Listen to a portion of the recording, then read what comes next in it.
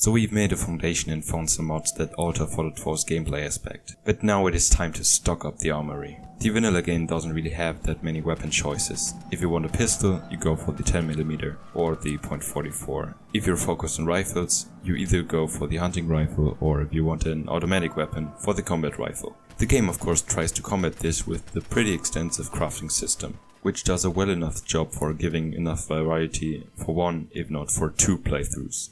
But after a reasonable amount of hours in the game, you start to become tired of the same weapons all over again, and this is where these 5 mods come into play. I'm also counting in lore friendliness into my list, at least for this video. The more exotic and modern weapons, which aren't that lore friendly, will be featured in upcoming episodes.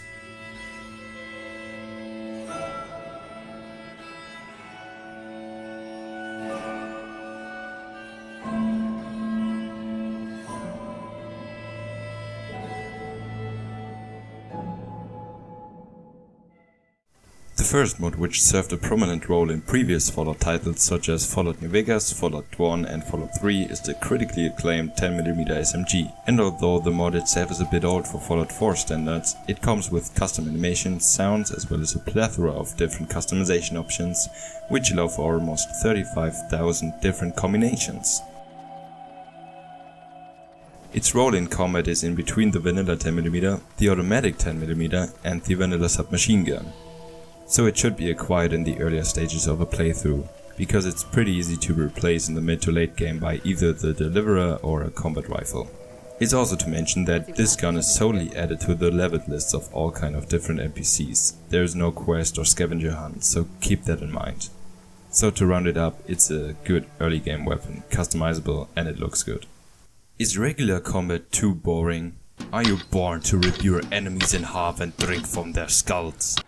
Or will I? Let's find out. Well, then I have the perfect mod for you. The classic Super Sledge. It's also an already existing weapon within Fallout's lore, a pretty heavy one to be certain. But the problem is, vanilla super mutants only have 2 choices when it comes to melee armory.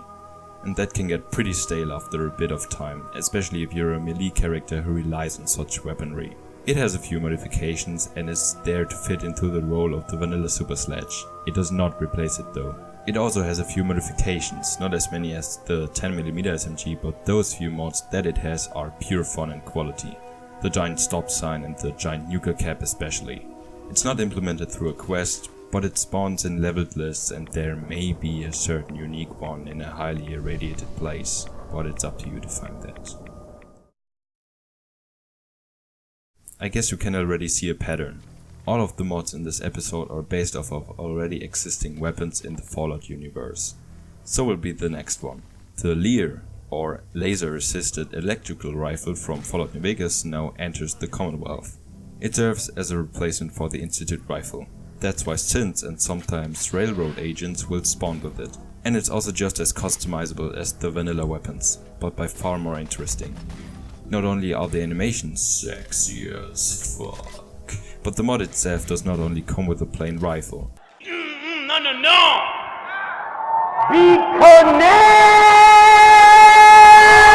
It adds LAER turrets and also LAER attachments for your personal robot to the game.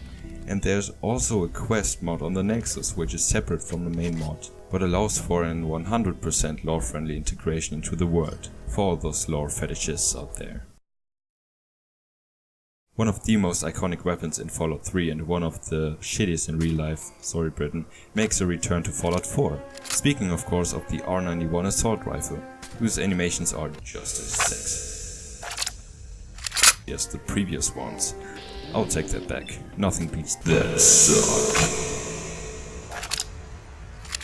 Its role in combat is to be an alternative to the combat and handmade rifle. I guess that's self-explanatory. It's not as moddable as the other weapons presented in this video, but I'm not gonna judge. The one in Fallout 3 wasn't highly customizable either. It will spawn on gunners after level 24, but it really is all over the place, so no quest whatsoever, but lore friendly nonetheless.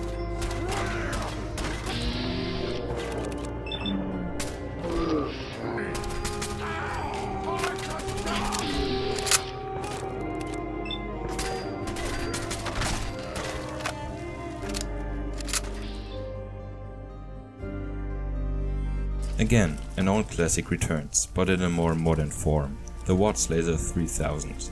According to the mod author, it was Wattz Electronics' attempt to re-enter the weapon market after their previous laser rifle, the Wattz 2000. In the end it didn't make the cut because the LAER was more abundant at the time, so only a few are left, predominantly in the hands of the Institute. Its purpose lies in the mid to end game, with its high damage output both as a sniper rifle and as an automatic laser weapon. So it's essentially a replacer for the vanilla laser rifle and sniper rifle. And oh my god, look at those animations, so fucking gorgeous. It's also to say that there are some uniques scattered around the Commonwealth. What all the author has to say to this is, what first? Help find missing people, investigate old irradiated vertebrate crash and be institutionalized.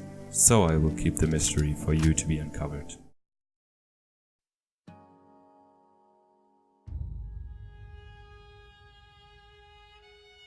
So, here I am, back. I was a little busy in the past weeks, you know, school and all. Also, I kinda felt burned out from making one video each week. It's not much compared to other YouTubers, but if you use videos to express yourself and entertain people, it gets stale after a few weeks and not that many ideas pop into your mind under that constant pressure. So I decided to make a short break, which hopefully didn't last that long. Also, while I was absent from YouTube, a lot of news around Fallout 76 have been published.